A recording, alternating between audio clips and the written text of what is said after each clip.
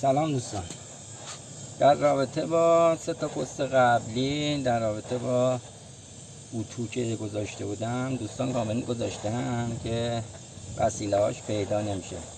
دوستان یه آلومینیوم به این اندازه سوراخ میزنیم، یه لوله خود همون آب و داغ میکنین، میزنین این داخل، یه پیچ میبندیم بهش، بعد لقمه ها رو میبندین به این لقمه هم ابزار فروشی ها دارن. به این راحتی دیگه از این ساده تر پیدا نمیشه. درجا ببین، حالا میایم تست کنیم دوستان، ببینیم چجوری انجام میده، کارایش چجوریه. دوستان میایم تست کنیم. دوستان به این سادگی. ممنون از تمام عزیزان. دیگه این هیچ هزینه نداره، همه هم پیدا میشه. ممنون.